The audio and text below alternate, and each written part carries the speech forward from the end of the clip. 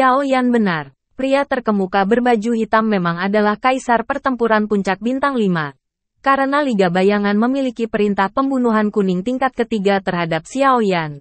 Dan pembunuh yang dikirim adalah kaisar pertempuran puncak bintang 5. Langkah kaki Xiao Yan baru saja jatuh. Dua serangan diam-diam seperti kilat telah tiba. Dan dua pedang tajam menyerang Xiao Yan. Mereka galak dan tak henti-hentinya. Dan tidak berniat memberi Xiao Yan kesempatan untuk bernafas. Pada akhirnya, kekuatan macam apa yang marah padaku? Karena orang-orang Xiao telah dikepung dan dibunuh setelah beberapa gelombang. Hati Xiao Yan meledak menjadi amarah. Dan dia bergegas kembali ke pertahanan dengan penggaris yang berat.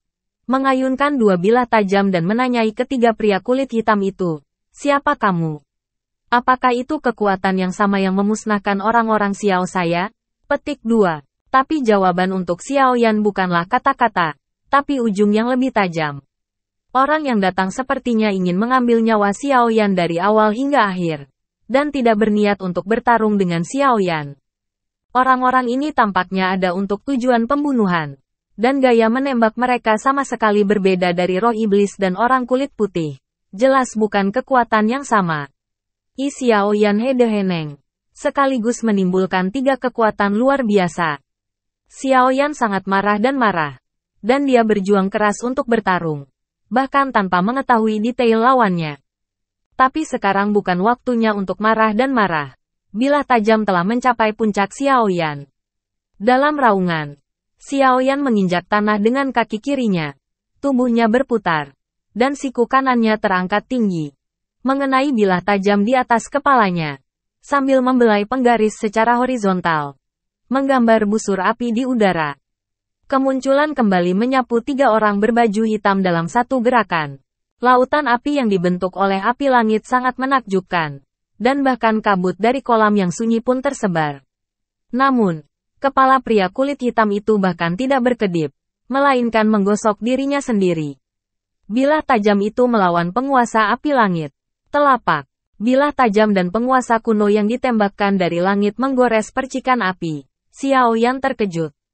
Yu Yanhua telah terganggu sejak dia pertama kali melakukan debutnya. Dan pria berbaju hitam di depannya memperbaiki Xiao Yan. Menakutkan. Jika Anda tidak menarik saat ini, telapak tangan Anda pasti akan gagal. Xiao Yan tidak berdaya dengan telapak tangan yang longgar. Menyandarkan tubuh bagian atasnya ke belakang. Menghindari bilah tajam yang melewati dekat wajahnya. Pada saat yang sama, mengangkat kaki kanannya. Dan mengaitkan penguasa kuno api langit yang jatuh. Tubuhnya berkedip beberapa meter jauhnya. Xiao Yan tidak berdiri diam. Xiao Yan tidak melihat ke belakang. Dan menepuknya dengan satu tangan. Terbanting kengerian. Seorang pria berbaju hitam dengan tatapan ngeri keluar dari kehampaan dengan aneh. Dan mengambil telapak tangan Xiao Yan dengan berat. Dadanya lekukan yang dalam segera muncul. Dan tubuhnya terbang keluar. Seberapa sensitif angin saya terhadap angin? Xiao Yan mendengus dingin. Dia mengambil api langit di kakinya. Kembali ke penguasa kuno. Dan membaginya menjadi 1000 kaki tanpa bayangan. Dalam jarak yang sangat dekat. Orang-orang berbaju hitam tidak bisa melawan sama sekali. Dan kolom darah membubung ke langit. Pria pakaian telah dibunuh oleh Huang Quan. Dengan satu pukulan. Xiao Yan sedikit menekuk lututnya dan terlontar ke arah hutan di sebelah kanan. Meski untungnya berhasil, hati Xiao Yan jernih. Di masa-masa awal bintang 5, itu tidak terlalu sulit untuk dirinya sendiri. Tetapi pria berbaju hitam itu tidak yakin pada dirinya sendiri. Dan Xiao Yan tidak pernah bertarung dengan ketidakpastian. Ingin melarikan diri, kepala dan mata pria berbaju hitam itu menyusut.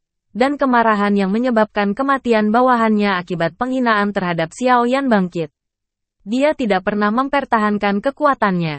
Semangat juang berdarahnya meledak dan langkahnya salah. Sosok itu muncul di depan Xiao Yan. Pada saat yang sama, bilahnya diasah. Bilah tajam itu bergoyang dari satu sisi ke sisi lain.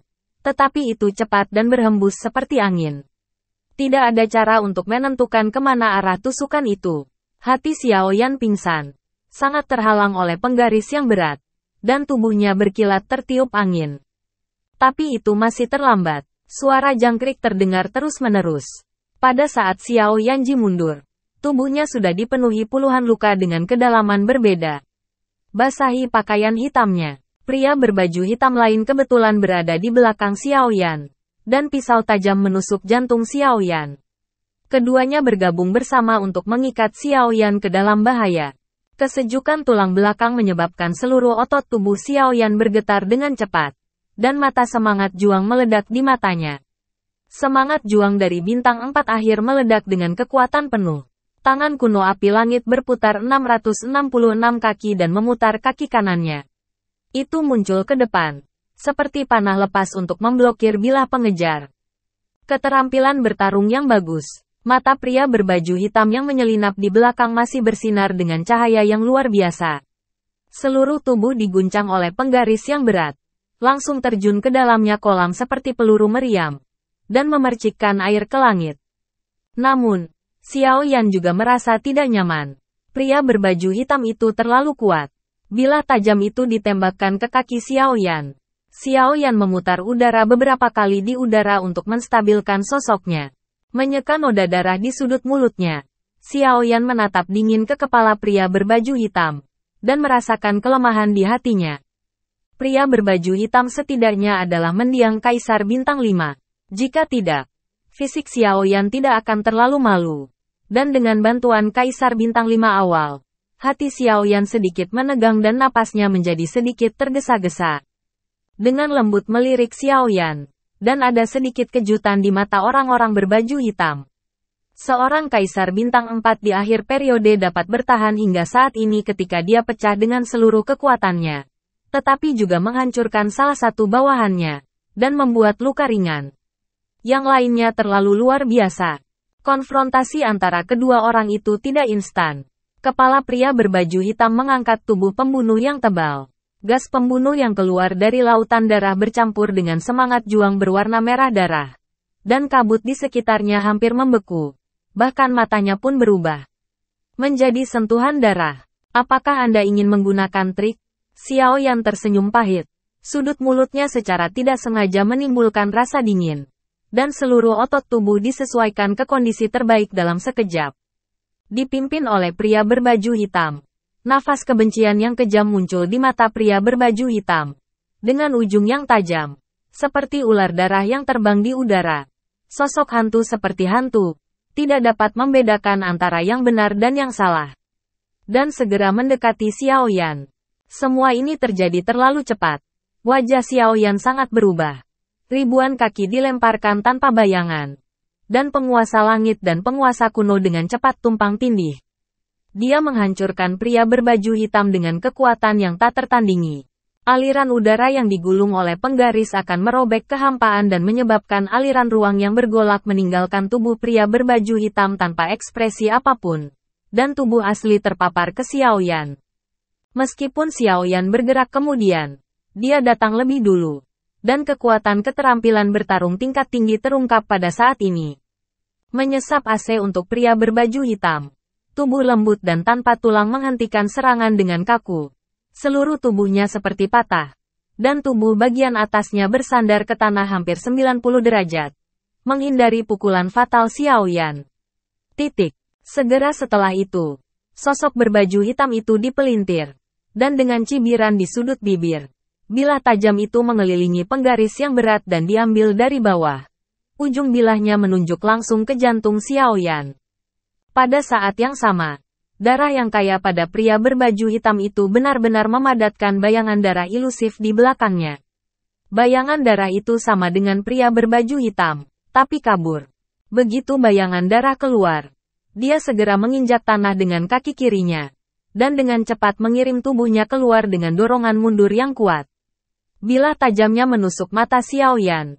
Dan bilah tajam serta udara bergesekan satu sama lain. Melihat bilah tajam yang merobek udara seperti sutra, Xiao Yan tidak berani meragukan kekuatan serangan bayangan darah ilusi ini. Situasinya kritis. Xiao Yan Meng menarik napas. Seluruh dadanya tenggelam ke dalam. Menghindari pisau tajam pria berbaju hitam. Dan kemudian mengangkat lutut kanannya. Memukul pria berbaju hitam yang mendekat dengan momentum kekerasan. Sambil bertarung sepenuhnya diinfuskan pada penguasa kuno api langit.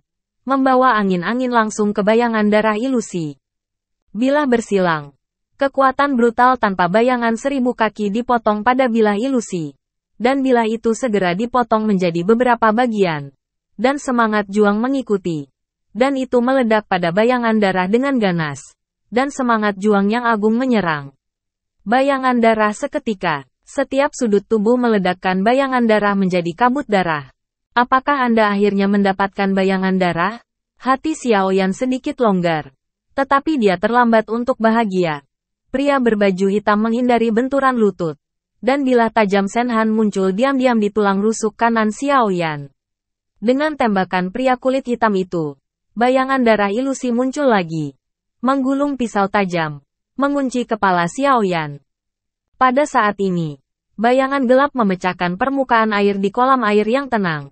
Dan bilah tajam itu menusuk selangkangan Xiaoyan dengan rasa dingin yang pahit. Itu adalah pria kulit hitam yang ditembak jatuh di air oleh Xiaoyan sebelumnya. Dan Kaisar Dewa Bintang 5 sangat dipermalukan oleh bocah Bintang 4. Kebencian Xiaoyan di hati pria kulit hitam telah mencapai titik ekstrim.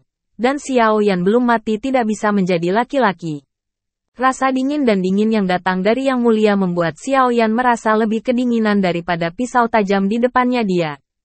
Nenek, ini sangat sulit. Xiaoyan bergidik. Amarahnya naik. Dan kekuatan jiwa mengalir keluar dalam riak. Langsung menyapu orang-orang dalam warna hitam dan bayangan darah. Sementara kaki kirinya melangkah dalam kehampaan. Dan bentuknya berputar dengan penguasa langit kuno. Penguasa itu tiba-tiba jatuh. Terbelah dengan pisau tajam yang menembus selangkangan. Langit dingin memuntahkan amarahnya. Yang langsung menghancurkan bayang-bayang darah. Dan juga membuat sosok kedua pria kulit hitam itu mandek di udara. Untuk sesaat, penguasa berat Xiaoyan mengayunkan pedangnya, mendekati pria kulit hitam di bawah. Tapi saat wajah kesal Xiaoyan tumbuh semakin besar di mata pria berbaju hitam itu, ruang ilusi yang dibangun oleh langit dingin di udara tersebar seperti gelembung air. Berjuang di luar barisan, di hadapan setidaknya puncak bintang 5 kaisar. Kekuatan jiwa sekuat Xiaoyan hanya bertahan sebentar dan kemudian menghilang. Namun, ini cukup untuk Xiaoyan. Begitu pria berbaju hitam menyingkirkan jangkrik di bawah. Matanya menatap bos dengan sangat terkejut. Dan penguasa besar penguasa kuno Tianhuo telah jatuh ke tubuhnya. Dengan keras, pria berbaju hitam itu bahkan tidak bisa berteriak. Dan seluruh tubuhnya telah berubah menjadi darah dan daging yang berhamburan.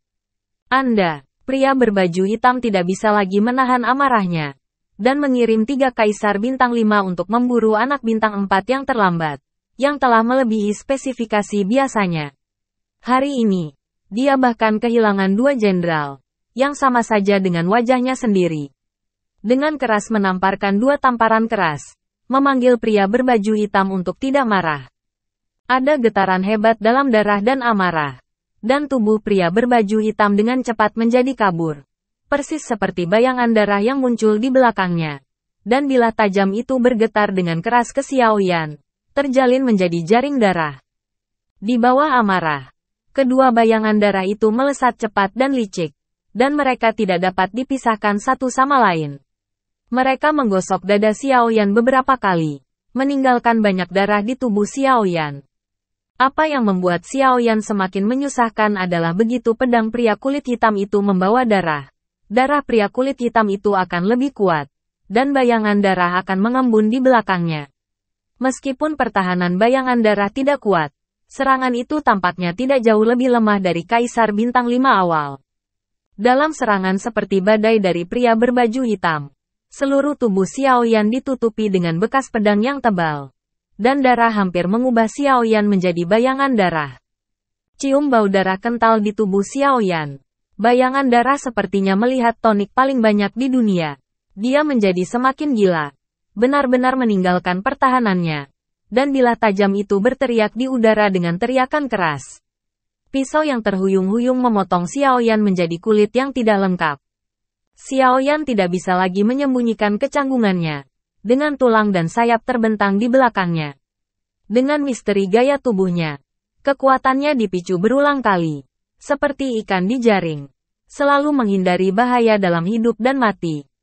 Warna keterkejutan mulai tumbuh lebih kuat di mata pria berbaju hitam itu. Pria berbaju hitam itu terlalu sadar akan kemampuan bertarungnya. Itulah darah kelas menengah. Saat dia melihat darahnya, dia bisa memadatkan hingga 100 cara untuk memilikinya sendiri. Bayangan darah dari 50% kekuatan tempur. Tapi sekarang, meski ada lebih dari selusin bayangan darah yang mengepung Xiaoyan, dia tetap tidak bisa terkena serangan fatal. Bocah ini terlalu abnormal baik dalam tubuh maupun kecepatan. Sungguh luar biasa. Xiaoyan tidak bisa mengatur begitu banyak. Rasa krisis di hatinya semakin kuat dan kuat. Matanya melotot ke bawah. Dan langit serta 1000 kaki tanpa bayangan terlempar satu demi satu. Menghancurkan satu demi satu bayangan. Tetapi hilangnya setiap bayangan banyak pertempuran Xiaoyan telah pergi. Sayang sekali darahnya tidak akan mati. Dan bayangannya tidak akan mati. Dada Xiaoyan mulai mengalirkan udara panas. Dan rasa pusing jiwa yang terlalu memotivasi jiwa membuat mata Xiaoyan sedikit kabur. Terkejut tanpa menyatakan. Kemampuan bertarung dengan begitu banyak petarung bintang 5 bisa dianggap mati. Tidak ada penyesalan. Xiaoyan menggelengkan kepalanya yang berat. Menghancurkan bayangan darah dengan kaki. Melirik bayangan darah yang dikelilingi oleh ketegasan. Dan menghela nafas dengan lemah. Apakah benar-benar bagi saya bahwa Xiaoyan tidak dapat melarikan diri dari bencana ini hari ini? Petik 2. Sikat. Sekelompok cahaya dingin yang menyilaukan menyerbu Xiaoyan dalam gangguan. Kekuatan angin jauh melampaui semua bayangan darah. Pria kulit hitam yang bersembunyi di bayang-bayang darah itulah yang mengambil kesempatan ini untuk melakukan pukulan terkuat. Titik. Angin kencang menghantam tubuh. Begitu cepat sehingga tak terbayangkan. Mata Xiaoyan menyipit tajam. Dan dia hanya bisa memblokirnya secara horizontal. Dalam satu sentuhan. Mulut harimau Xiaoyan yang sudah mati rasa tidak bisa lagi menahan api langit dan kaki kuno. Dan kaki yang berat itu terbang menjauh. Kekuatan Jin Feng melewati lengan Xiaoyan. Dan sensasi kesemutan menyebar melalui lengan langsung ke tubuh Xiaoyan. Serangkaian suara patah tulang terus meledak. Darah Xiaoyan bocor dari 7 lubang. Dan tubuhnya jatuh ke samping. Bahkan jika aku mati, aku harus mundur. Xiaoyan Qiang menahan darah yang melonjak di dadanya. Menarik napas dalam-dalam. Dan melihat bayang-bayang darah yang mengikutinya. Dengan enggan menjalankan semangat juang yang kelelahan di seluruh tubuhnya. Dia hendak memukul keras. Tetapi terciprat di pipinya. Kabut air sutra terbangun. Jalan di atas benar-benar tertutup. Dan ada yutan di sepanjang jalan. Bagaimana saya bisa melupakannya sejenak? Xiaoyan tersadar dengan semangat. Meskipun yutan sangat aneh dan Xiaoyan merasa sangat terganggu sejak awal, itu tidak seberapa dibandingkan dengan hidupnya. Pikiran Xiaoyan bergerak, dan kekuatan jiwa menyebar, membungkus api kuno saat dia jatuh jauh-jauh, untuk memasuki ring, dan kemudian menendang kakinya dengan keras, menendang bayangan terdekat dari dirinya, dengan bantuan dari kuat dorong anti-dorong memotong ke dalam air. Dengan plop, tubuh merosot Xiaoyan meledak menjadi kolom air seperti langit di kolam seperti bola meriam. Meninggalkan deretan bayangan darah berdiri tegak. Bum saya, pria berbaju hitam yang berdiri di udara rupanya tidak menyangka Xiaoyan akan datang ke sini. Di bawah amarahnya, dia adalah orang pertama yang mengembunkan ledakan tajam ke arah yutan. Dan puluhan bayangan darah di belakangnya mengikuti. Bilahnya menembus permukaan air. Bergema dan memotong di dalam air. Seluruh yutan tiba-tiba mendidih dan bergetar. Gemetar hebat, dan bergemuruh. Kekuatan menghancurkan langit hampir menjungkir balikkan permukaan air yutan. Dan semangat juang vertikal dan horizontal berlalu dengan cepat di dalam air.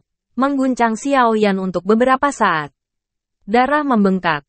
Memuntahkan beberapa darah. Tidak. Anda harus segera tenggelam.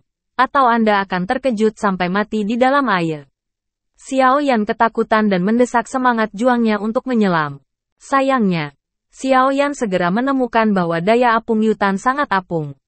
Tidak peduli seberapa keras dia mencoba, kecepatan tenggelamnya masih belum cukup. Dengan cara ini, cepat atau lambat dia akan terjebak oleh kekuatan yang dihempaskan ke atas. Barang berat. Saya butuh barang berat. Xiaoyan meraung dan memanggil penguasa kuno Tianhuo. Dan memeluknya erat-erat. Sosok yang tenggelam itu sedikit lebih cepat. Belum cukup. Masih belum cukup. Kolam berdarah ini terlalu apung. Xiao Yan melirik genangan air yang berjatuhan. Ludah manis dan berdarah dari tenggorokannya. Dan dahinya yang biru terus melompat. Pada saat hidup dan mati ini, saraf Xiao Yan sangat tegang. Darah yang memancar terkondensasi di bawah kolam aneh ini. Dan menjadi tidak terlihat menjadi bentuk persegi. Hati Xiao Yan Wang bergerak di matanya. Dinding, mata Xiao Yan berbinar. Bukankah sumber dari kaki seribunya tanpa bayangan adalah dinding yang menggelikan? Petik 2. Haha. Langit selalu ada padaku Xiao Yan juga. Dengan tembok ini. Tidak peduli seberapa besar daya apungnya. Xiao Yan tertawa terbahak-bahak. Dan sesaat dia sangat bangga karena air kolam mengalir ke mulut Zhang Zhang. Dan Xiao Yan memutar matanya. Xiao Yan buru-buru menahan napas. Memasang cincin. Dan dinding besi mengguncang genangan air. Xiao Yan dengan cepat memeluk dinding besi. Dan seluruh tubuhnya langsung tenggelam seperti roket. Di bawah berat ketidaknormalan dinding besi, Xiao Yan hanya merasakan bahwa suara air mengalir deras di telinganya. Dan bahkan pemandangan di bawah kolam sudah terlambat untuk dilihat dengan jelas. Dan dia tidak tahu seberapa dalam itu telah tenggelam. Xiao Yan terkejut menemukan bahwa kolam itu tak terduga. Setidaknya sudah tenggelam ribuan kilometer dan belum mencapai ujungnya. Dan semakin dingin semakin tebal. Semakin tubuh diikat dengan jarum baja. Dan bahkan 3 penjaga api besar memiliki kecenderungan untuk melawan. Tempat apa ini? Sangat dingin. Jika tidak ada Skyfire Guard, mungkin saya akan menjadi es batu. Xiao Yan memprovokasi keringat dingin. Dan kemudian matanya terhanyut. Tidak baik. Sejauh penglihatan Xiao Yan diperhatikan, jantungnya tiba-tiba bergetar. Dan pikiran ilahi buru-buru memasukkan dinding besi ke dalam ring. Tetapi tubuh tiba-tiba jatuh puluhan meter sebelum berhenti. Pada titik ini, di bawah kaki Xiao Yan, udara dingin begitu tebal sehingga lapisan kabut putih terbentuk. Dan bahkan air yutan tidak dapat masuk ke dalamnya. Sehingga tersuspensi di dalam air dan memisahkan air dari kolam. Saya tidak menyangka dasar kolam airnya begitu menakjubkan. Aku ingin tahu apa itu kabut putih. Xiao Yan bergumam dan menyentuh kabut putih dengan jari kakinya ragu-ragu. Beberapa saat yang lalu, hawa dingin yang tak terkatakan tiba-tiba menyebar dari jari kakinya. Tampaknya jiwanya pun bisa membeku. Di betis Xiao Yan segera ditutupi dengan lapisan tipis es. Wah, itu terlalu mesum. Bahkan langit bisa menutupi embun beku. Yang luar biasa. Untungnya, saya menghentikan tubuh saya tepat waktu. Jika tidak konsekuensinya akan menjadi bencana. Wajah Xiao Yan menjadi pucat. Api langit semakin intensif. Dan dia menginjak lapisan es yang belum sempat meluas ke atas. Tapi tidak apa-apa. Meski kolam belum tentu memiliki jalan keluar. Tapi berat hawa dingin seharusnya tidak mampu menahan bahkan orang berbaju hitam dan bayang-bayang darah. Anda bisa mendapatkan waktu. Xiao Yan melawan rasa dingin. Dan setelah mengalihkan pikirannya, ada sentuhan kenyamanan.